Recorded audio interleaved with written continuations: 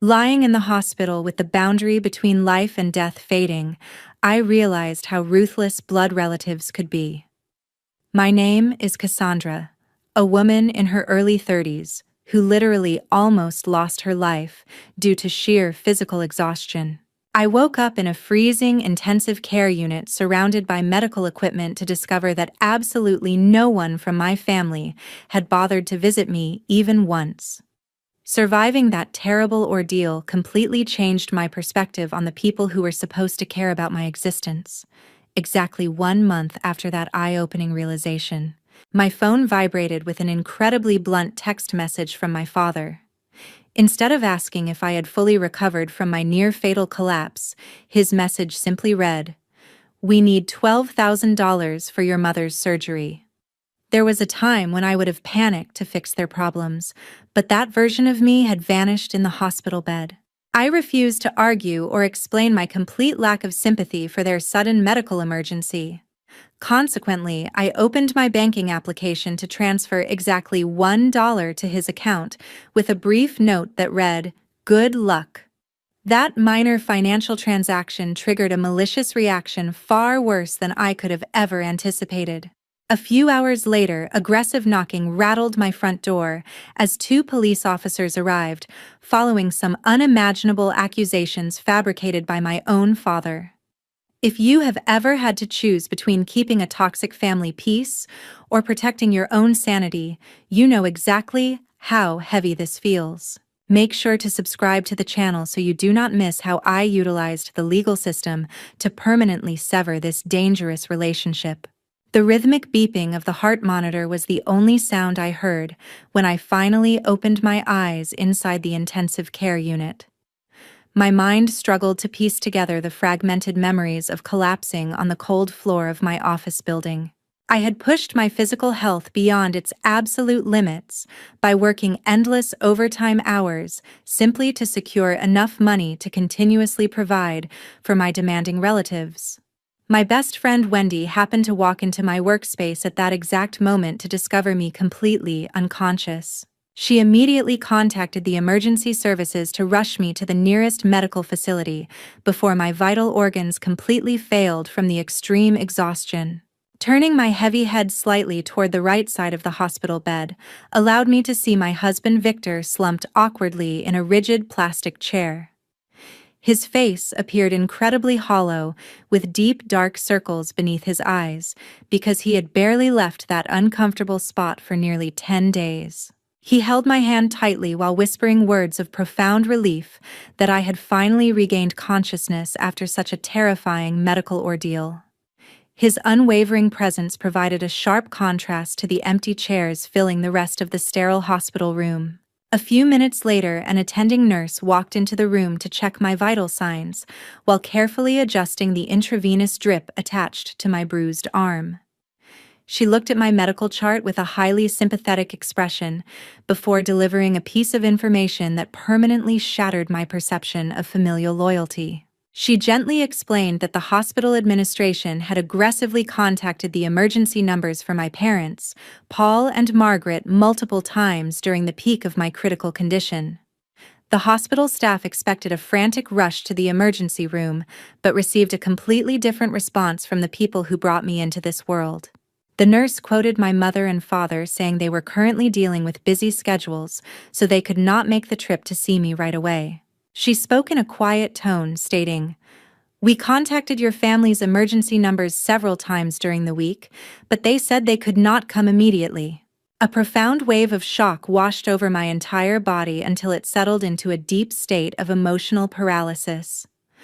I did not shed a single tear regarding their deliberate absence, because the absolute numbness spreading through my chest felt significantly more terrifying than crying.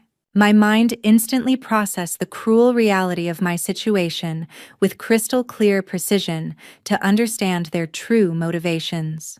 Paul and Margaret deliberately chose to ignore my life or death medical emergency simply because an unconscious daughter could not actively generate financial resources for them.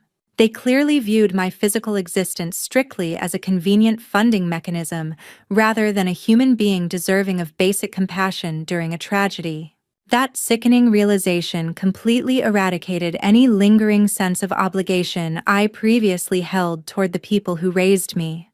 A cold determination rapidly replaced the heavy anxiety I always felt about keeping everyone in my family financially satisfied at the expense of my own health.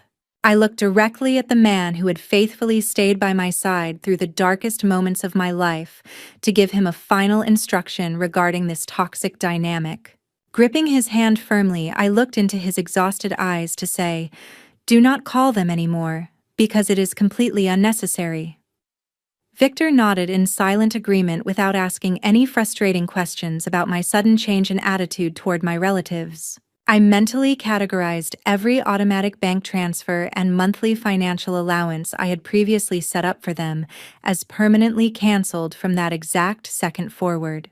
Exactly 1 week after leaving the hospital facility, I sat quietly inside my living room in Omaha, Nebraska, holding a detailed list of urgent administrative tasks. My very first protective action involved contacting a professional security technician to completely replace the electronic lock system on every exterior door of the house. Watching the technician dismantle the old hardware brought a profound sense of relief because it guaranteed absolute safety from any unwanted domestic intrusions. Victor stood beside me, verifying the new access protocols to ensure our private sanctuary remained completely impenetrable against any unexpected visits from my parents.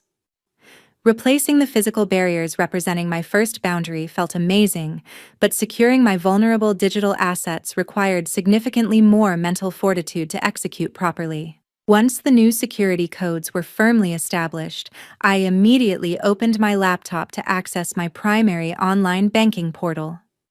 Navigating through the complex financial settings allowed me to permanently deactivate the supplementary credit cards I had previously issued to Paul along with my sister Heidi.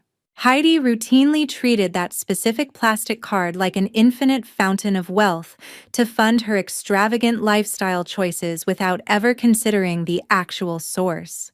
She frequently accumulated massive debts purchasing designer clothing or booking luxury vacations, while fully expecting me to silently clear the negative balances every single month.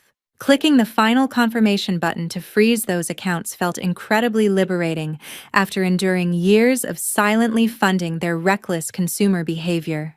Fully recognizing the potential danger of leaving any legal loopholes open, I scheduled an emergency telephone consultation with an estate planning specialist.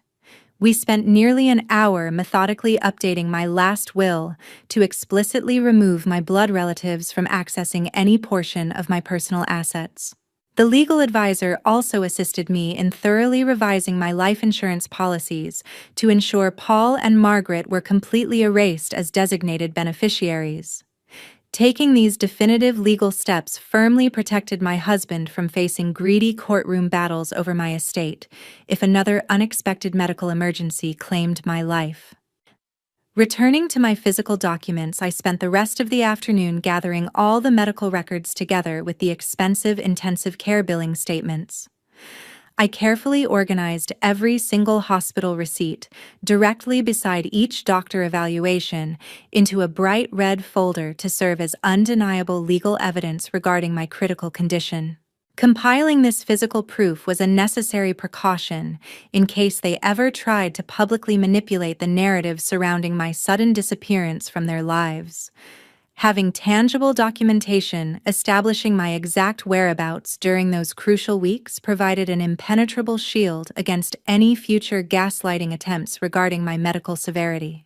My ultimate strategy centered heavily on absolute silence rather than engaging in pointless emotional arguments or demanding overdue apologies from people incapable of genuine empathy. They had successfully conditioned me to crave their approval through financial submissions, but that destructive mental programming completely dissolved while staring at the ceiling in the hospital. I completely stopped sending the customary monthly cash allowances to my parents without offering any preliminary warnings or subsequent explanations for the sudden financial drought. Victor watched me systematically dismantle the financial pipelines feeding my relatives before placing a comforting hand on my shoulder to ask a crucial question. He looked at the canceled credit card statements displayed brightly on the computer screen to ask, "Are you absolutely certain you want to cut off all those funds right now?" Staring directly into his supportive eyes, I replied, "That was never an allowance, Victor. That was ransom money for peace and quiet, and I am completely out of cash."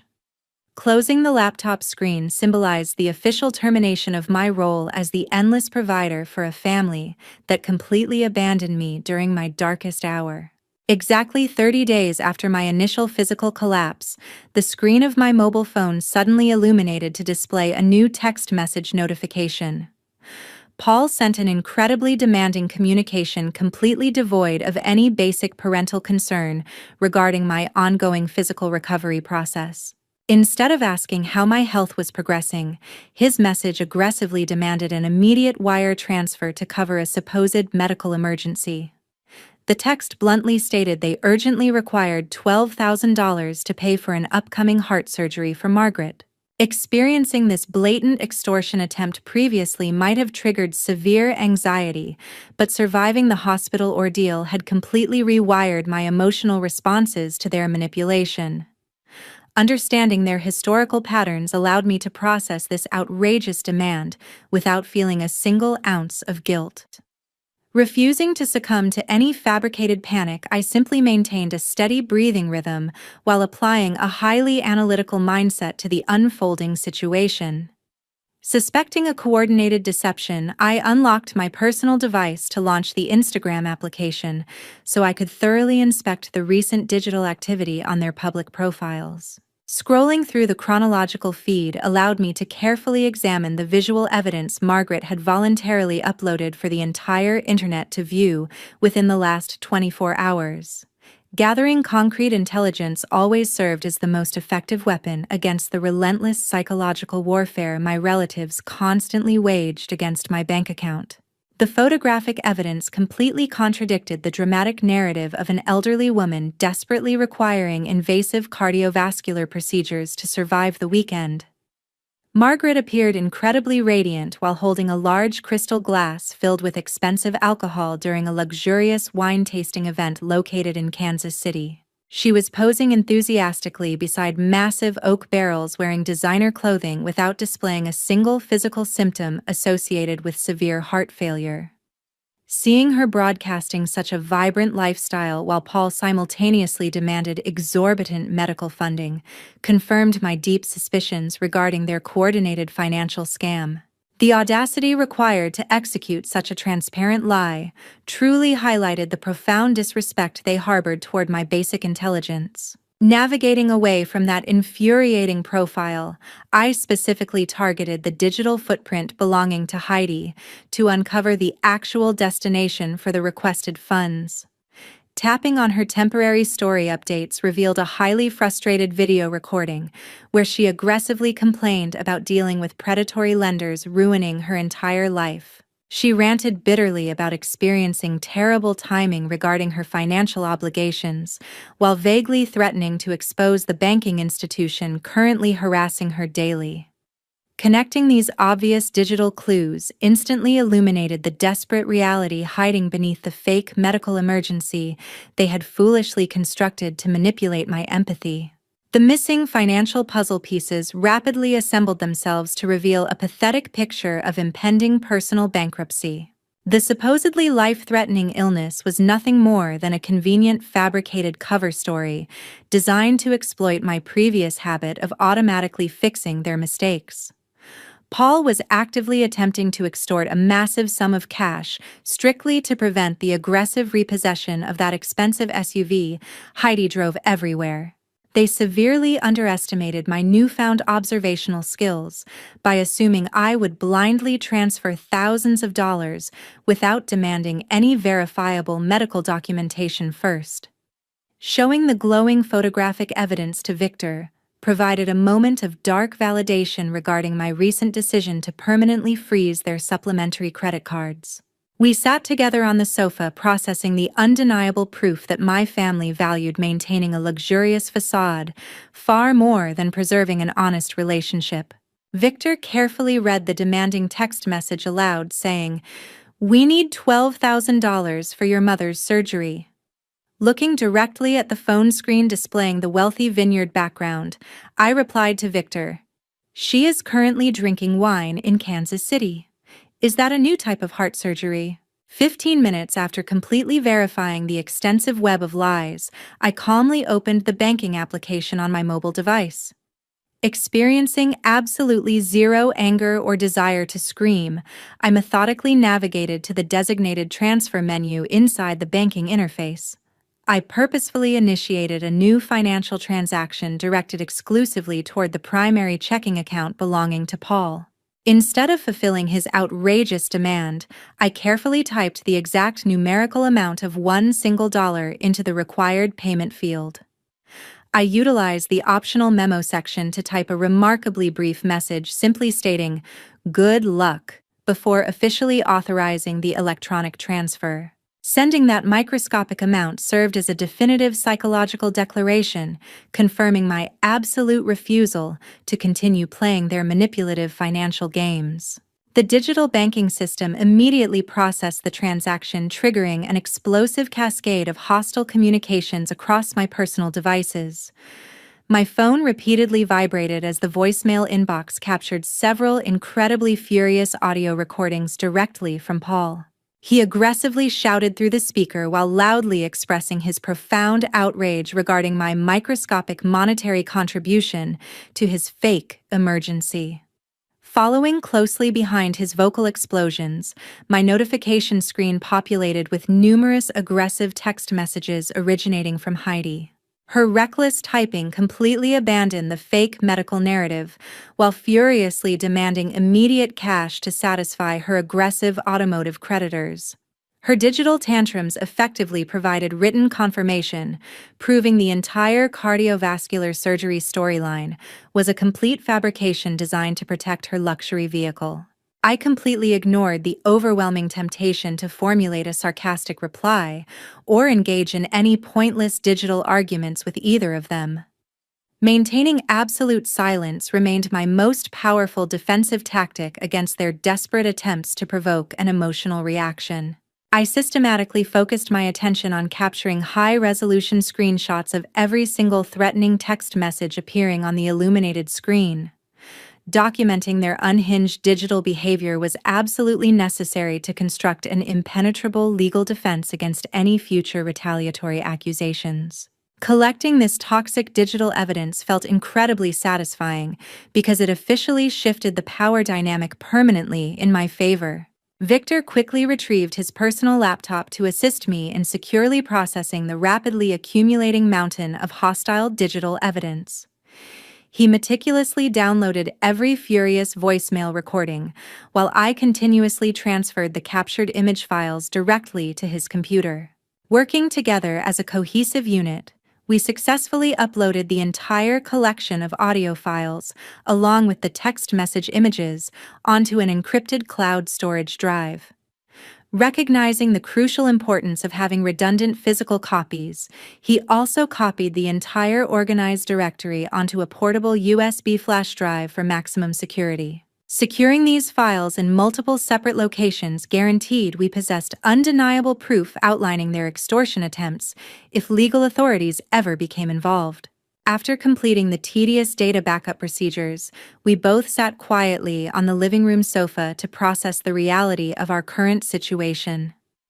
The atmosphere inside the house felt incredibly calm, despite the chaotic digital storm currently raging inside my silenced mobile device. We fully understood that cutting off their primary financial pipeline would inevitably trigger a series of highly unpredictable escalations from my desperate relatives. Preparing mentally for their next offensive maneuver required absolute emotional detachment from the people who had exploited my generosity for decades. Playing the most recent audio recording out loud allowed Paul to aggressively scream, "Do you think this $1 is a joke because you are currently destroying the life of your sister?" Handing the mobile device over to Victor, I confidently instructed, "Save everything to the cloud drive because we will definitely need it very soon." Approaching 4 o'clock that same afternoon, heavy, authoritative knocking echoed loudly across the front porch of our quiet residence. Opening the heavy wooden door revealed two uniformed police officers standing sternly on the exterior welcome mat waiting for a response. They immediately informed me about receiving an official criminal complaint, accusing me of actively exploiting the declining physical health of Margaret to maliciously steal valuable personal assets.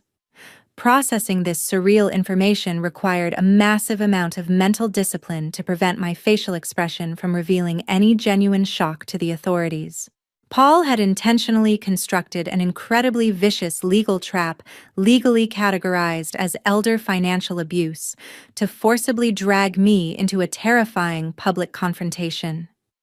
He calculatingly assumed that deploying armed law enforcement to my doorstep would successfully intimidate me into total submission while simultaneously reopening the blocked financial pipelines. Maintaining absolute composure remained my highest priority while dealing directly with the serious law enforcement officials currently standing inside my brightly lit hallway. Inviting the officers to step further inside the house allowed me to fully demonstrate my complete willingness to cooperate with their ongoing official investigation. I calmly walked toward the wooden bookshelf to retrieve the thick red folder containing all the securely organized medical documentation Victor had helped me assemble earlier. Handing the heavy compilation directly to the leading officer felt incredibly satisfying because it contained the absolute truth capable of destroying the fabricated criminal accusations. The officers carefully opened the bright red cover to thoroughly examine the chronologically sorted hospital records, confirming my prolonged absence from regular society. Scanning the official hospital letterhead, the officers quickly compared the specific dates listed in the criminal report against the certified intensive care admission documents. The undeniable medical paperwork explicitly proved that I was deeply comatose while relying entirely on an invasive breathing tube during the exact time frame Paul claimed the financial theft occurred. Experiencing a sudden medical catastrophe ironically provided the most ironclad alibi imaginable against these highly malicious allegations of illegal elder exploitation. Reviewing the signed physician statements alongside the detailed billing receipts completely dismantled the deceptive narrative my family had desperately attempted to establish as absolute fact. The atmosphere in the room shifted dramatically as the law enforcement professionals realized they were being actively weaponized to harass an innocent citizen recovering from a severe illness. Noting the glaring chronological contradictions, the officers meticulously recorded the exculpatory medical evidence directly into their official incident notepads for permanent documentation. They formally acknowledged my undeniable physical alibi, while apologizing sincerely for the unnecessary disruption to my ongoing physical recovery process at home. The leading officer clearly stated they would forward the entire incident report back to their precinct supervisors to actively review the situation for potential false reporting violations. Realizing the devastating legal consequences of filing a fraudulent police report would soon fall entirely upon Paul brought an overwhelming sense of personal vindication. Watching them return to their patrol vehicle permanently solidified the absolute necessity of establishing those rigid legal boundaries earlier in the week to protect my household. Victor stood silently near the main entryway, processing the sheer audacity required to illegally weaponize the justice system against a recovering hospital patient.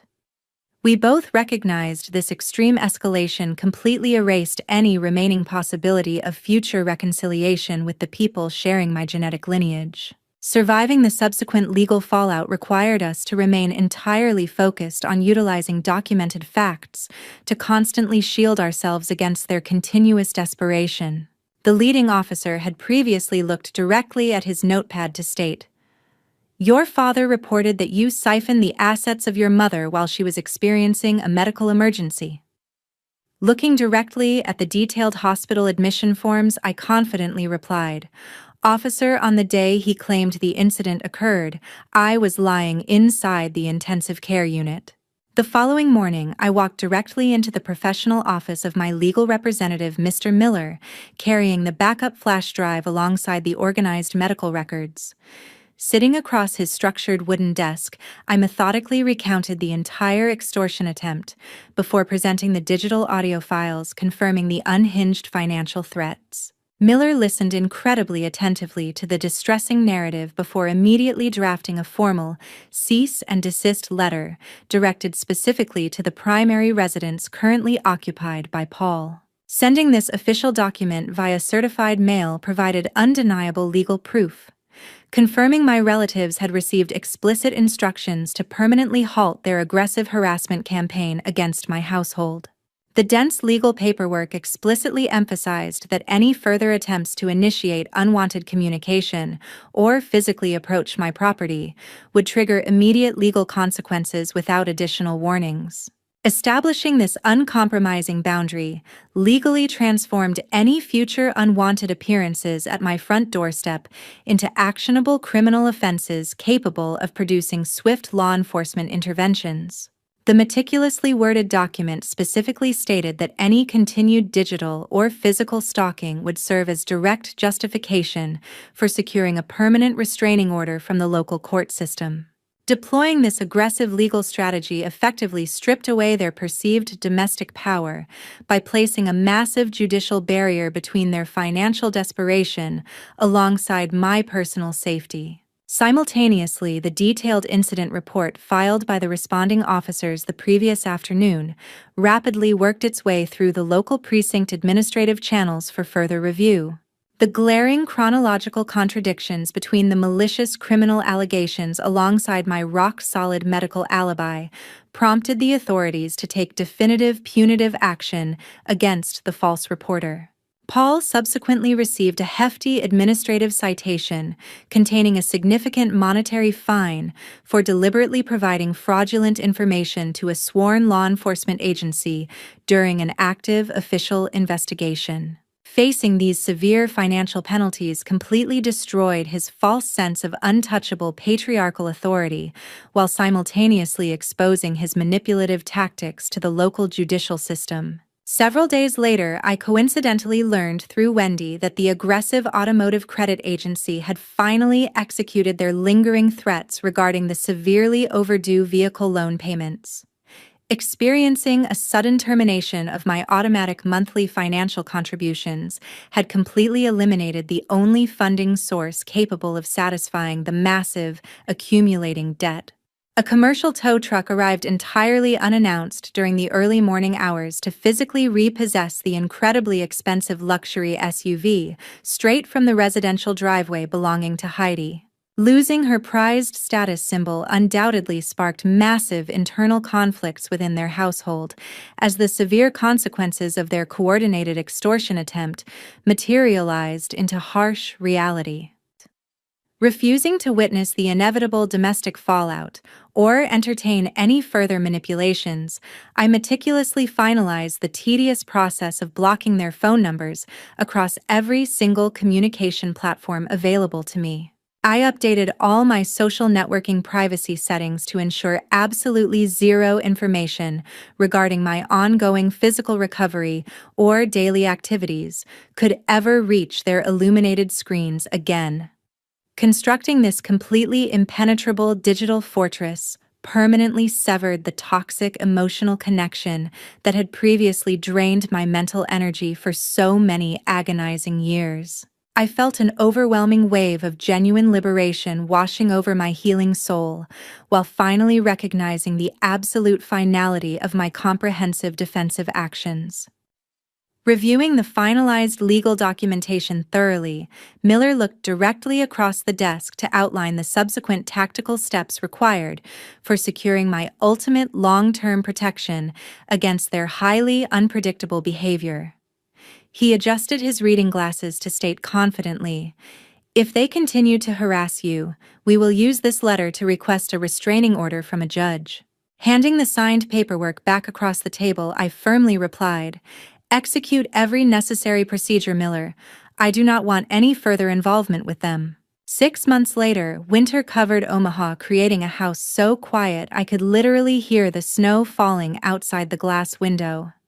My physical body, alongside my overall mental health, began recovering remarkably well after permanently severing that highly toxic cycle of endless financial extortion. Removing their constant monetary demands completely eliminated the heavy chronic stress previously destroying my weakened immune system on a daily basis. Waking up every single morning without dreading an aggressive text message demanding immediate cash felt like breathing clean oxygen for the very first time. Victor actively assisted me in preparing a wonderfully warm Thanksgiving dinner, completely free from the traditional holiday anxiety usually involving my demanding family members. During previous holiday seasons, I was always expected to entirely finance the luxurious feast while enduring their endless criticisms regarding my personal life choices. Experiencing this festive occasion without feeling violently trapped within a twisted sense of familial obligation brought a profound level of genuine psychological freedom.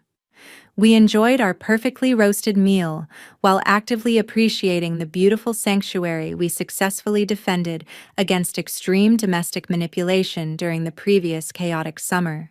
The incredible peacefulness surrounding our dining table served as the absolute ultimate validation, confirming my difficult decision to enact those incredibly strict legal boundaries. Looking back at the entire terrifying ordeal taught me an invaluable lesson, establishing that sharing a genetic bloodline does not automatically create a genuine, loving family environment. Discovering how easily they ignored my existence while I lingered on the fragile boundary between survival alongside death provided the absolute clearest answer imaginable regarding my true personal value. Their horrific physical absence during my critical hospitalization proved definitively that they viewed me strictly as a functioning banking machine rather than a beloved human being requiring emotional support. You truly discover exactly where you stand in the dark hearts of your relatives when you suddenly lose the physical ability to provide them with continuous financial benefits. Surviving this prolonged trauma also highlighted the dark reality that financial abuse represents an incredibly cruel form of domestic violence, requiring immediate public eradication. Relatives actively utilizing emotional guilt trips to constantly siphon your professional income commit a profound violation of trust masquerading behind the deceptive illusion of expected familial duty. Establishing rigid monetary boundaries to securely protect your hard-earned assets is a fundamental requirement for basic self-preservation rather than an act of malicious personal selfishness. Nobody deserves to sacrifice their own physical health simply to continuously fund the reckless consumer debt accumulated by highly irresponsible family members refusing to work. Another incredibly crucial realization involves recognizing the absolute futility of engaging in pointless emotional arguments with deeply entrenched psychological manipulators seeking constant dramatic attention. Executing decisive legal action while maintaining a fortress of absolute silence provides the sharpest weapon available against individuals actively weaponizing your empathy for their exclusive personal gain. Denying them any predictable verbal reactions effectively starves their manipulative tendencies, while forcing them to directly face the severe legal consequences of their highly fraudulent actions. Walking away permanently without offering any detailed explanations remains the most incredibly powerful statement a recovering victim can safely deliver to their former financial abusers. Thank you so much for taking the valuable time out of your day to listen to my personal journey toward achieving permanent freedom from severe familial extortion. If you have ever been forcefully pushed to completely sever contact with toxic relatives to save your own sanity, please share your personal thoughts down in the comments section below. Do not forget to gently hit the subscribe button to join our growing community as we actively continue exploring these difficult realities together every single week.